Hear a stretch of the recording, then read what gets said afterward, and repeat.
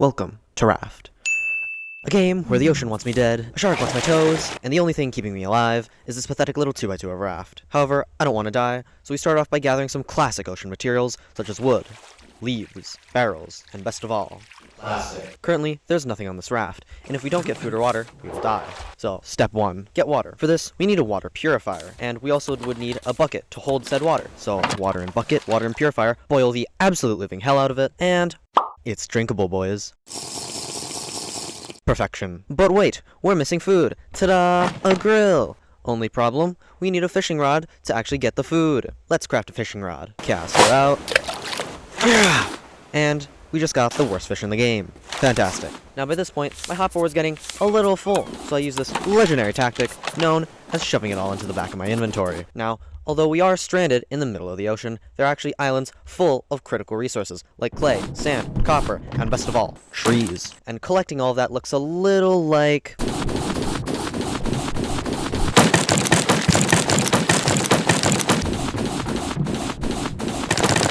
Wait, hold on. I think my raft's floating away. Help me. There we go. Now, this little island escapade has left my inventory just a wee bit full, so I need to shove it into something else. Hey look, a box! And it's already full. Now, although the shark usually roams around in the water, he does do a little bit of trolling from time to time. So, I need some self-defense. Aha! Pointy stick! Now he's done for.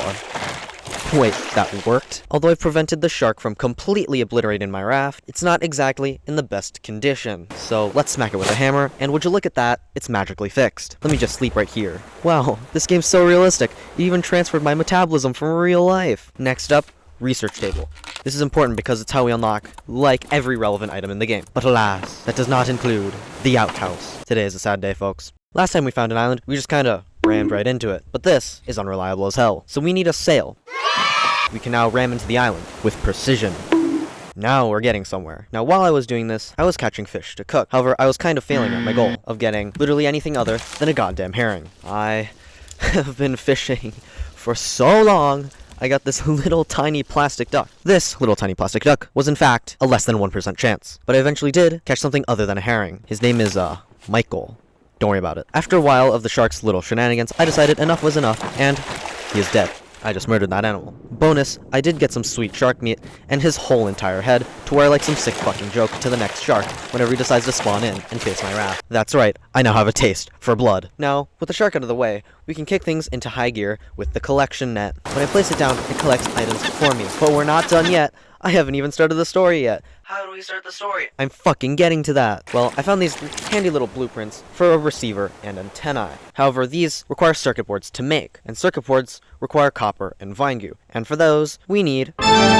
Now, the smelter requires a lot of items. Items we can only get on islands. And finding islands takes fucking ages. But after we acquire the legendary resources of sand and clay, we can finally combine them into a wet brick. And this, my friends, isn't usable. We actually need to let it dry out for like 3 years, and to top it all off, we actually need 6 bricks. But guess what I can do? Movie magic! So now we can mix our dry bricks with some scrap metal I had laying around, and some wood I found on the ocean, and... Ladies and gentlemen, I've been recording for over 3 hours. It's just a smelter. Why did it take so long? Now with this smelter, we can make all of the cool stuff, which means our raft is no longer pathetic and will stop being bullied in Raft High School. Now, before I tackle anything else, I made outhouses. That's it, that's all I had to say. Smelter, place, metal, in smelter. Now we're getting somewhere. With our freshly smelted metal, we can make bolts and hinges. Next, copper into ingots, seaweed into vine goo, mix these 2 ingredients, boom, circuit board. Now you might be asking, how? Doesn't a circuit board use electricity? Doesn't that require a smart person? And my answer to you is that you're questioning realism in a game where you're stranded in the middle of the ocean. And I would say that's not very real. Mix our bolts, hinges, circuit boards, and other crap I had laying on the ground, and voila, I've turned my raft into a functioning radio tower.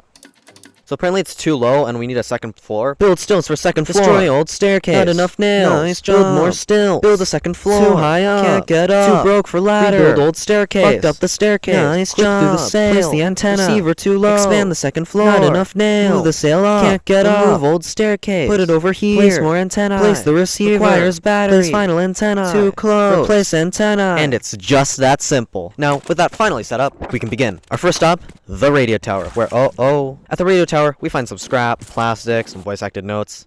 and a whole lot of parkour to do. We maneuver around the place, parkouring from broken segment to broken segment, until we reach the top where we'll find a blueprint for a recycler, a note to the next location, and, hold on, is that a person? Hey, a friendly face. Yeah, I wouldn't go that far. Now time for my cunning escape.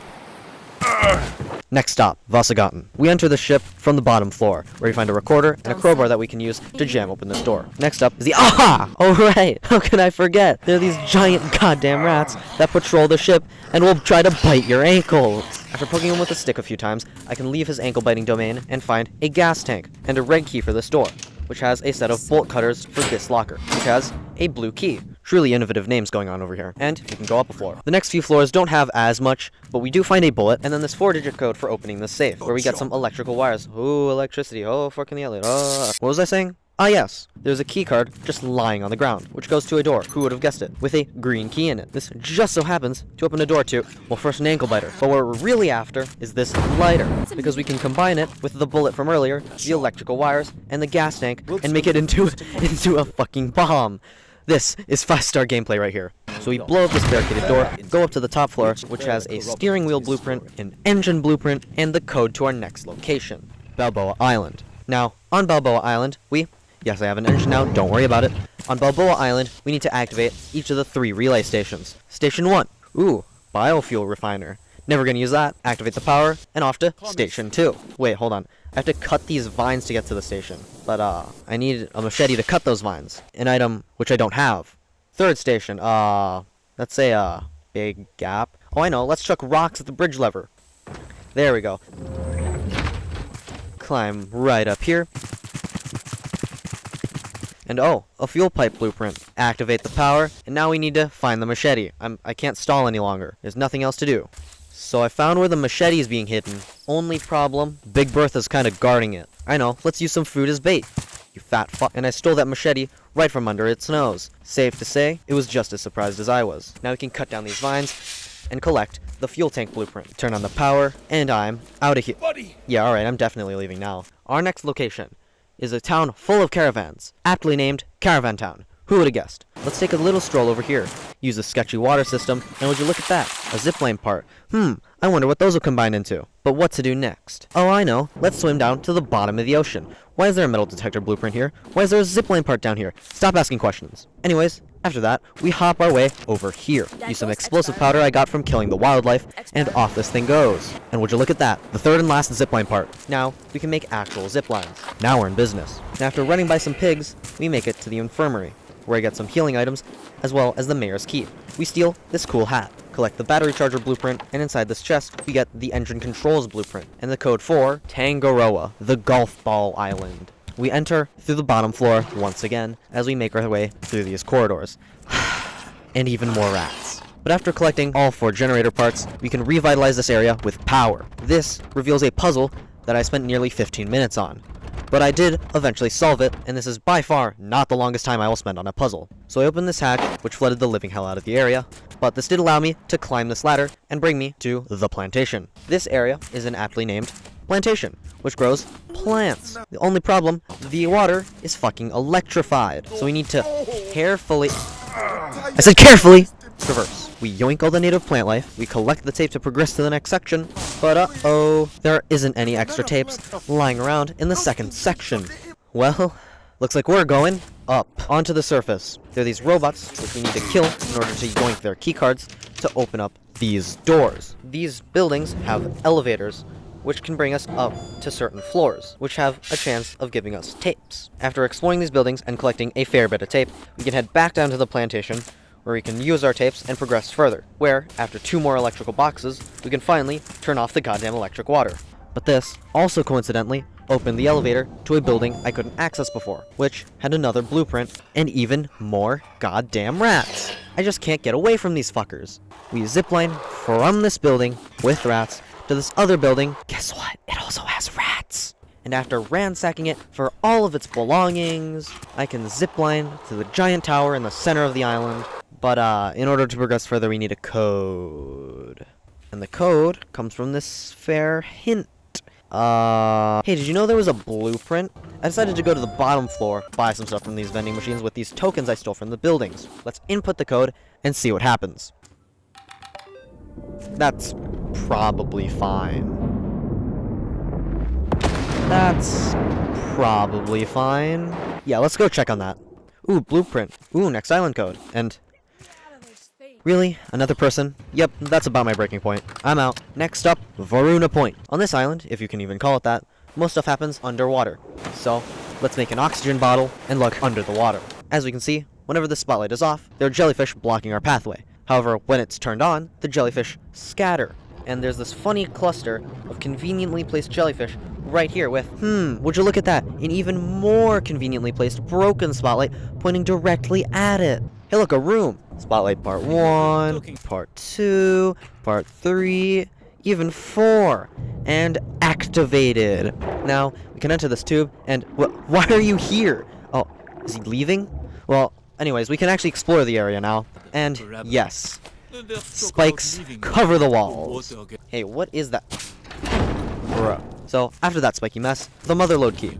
Mine now, and we can fight Big Shark. In this boss fight, we have to goad the shark into ramming into these pillars and fracturing its skull. We can now use this downtime where he can't think straight to put our explosives in said pipes before he tries to ram into us again. After exploding all the pillars on a given stage, we unlock the next stage, which has fewer and fewer pillars. However, they take more and more hits to break, giving opportunities for death at every turn, whether it's from the shark, from the explosives, or even just fucking drowning. This could take hours, maybe even days.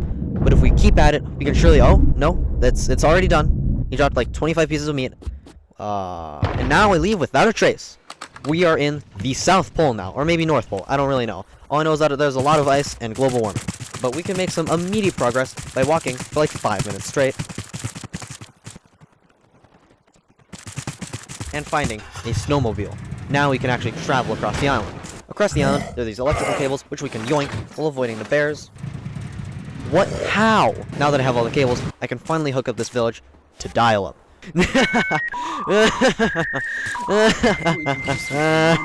For some reason, giving these houses electricity swung open their doors. While most of the houses just have funny items lying on the ground, this big house right here is what we're really after, as it gives us the blowtorch. Next, we need the Celine key, and I did this funny maneuver, and it would have been super epic, awesome, cool, epic, but it's kind of useless, as I can't get in. There is a goddamn invisible wall. Why do you do this to me, game? Well, guess I have to go under.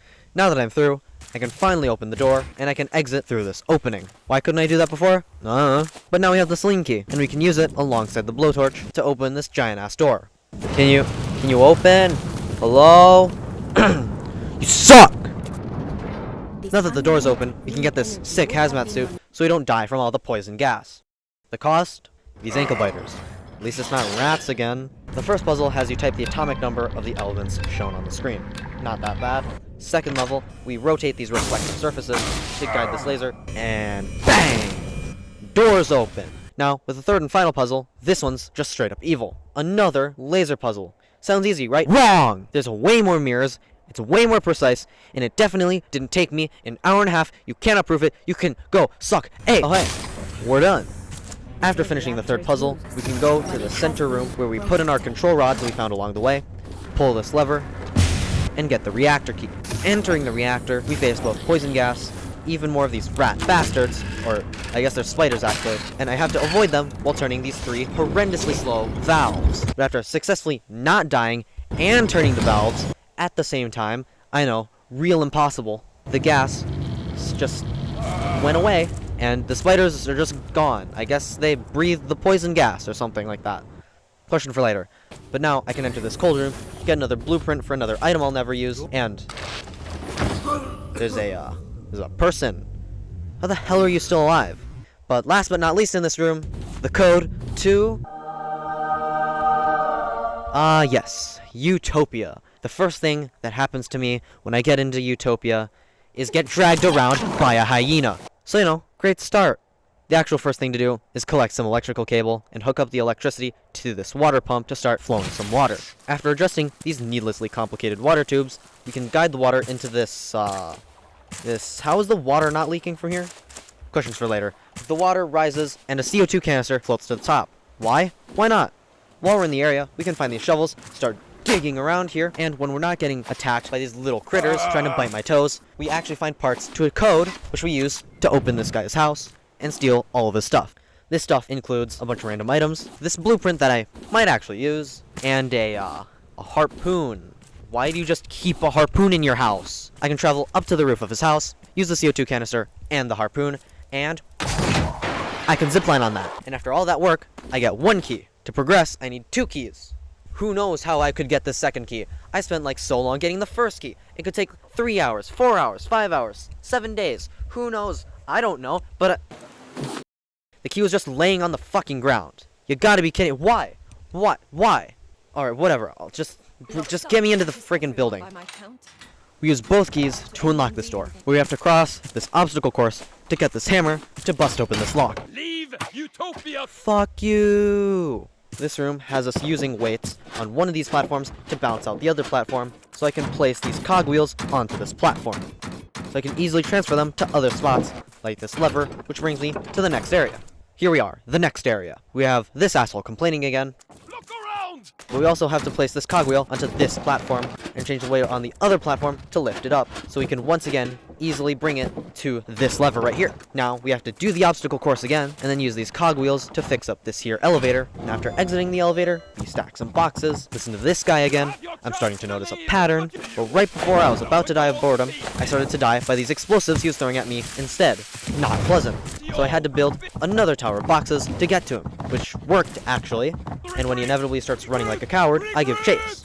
Before I could get him, he used this legendary tactic known as closing the door behind him. While this house did have a warehouse key, so I did have a reason to stop, he still got away. I used the warehouse key I just got to enter this warehouse, fucking obviously, and this room contained, you guessed it, this asshole trying to kill me again. His plan this time, explosives. Also hyenas ready to drag me across the entirety of Russia. But you know, whatever. Solution? Box tower. I'm starting to notice a pattern. After chasing him out of the warehouse, he plays his final card. Alpha. A really fucked up looking murder hyena, which is also the final boss.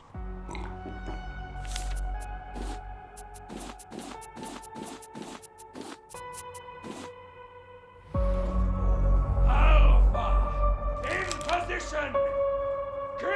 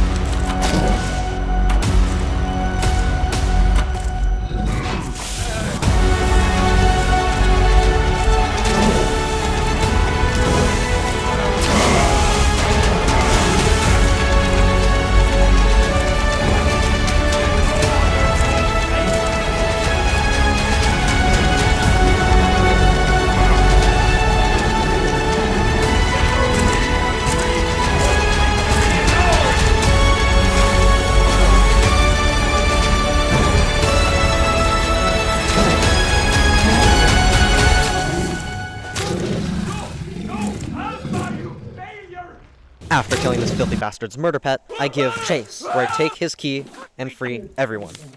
A quick cutscene plays, and, well, it's over. I can roam free, talk to whoever I want, It's you. do whatever I want, look at this man locked up in a cage, and steal all this stuff. Goodbye!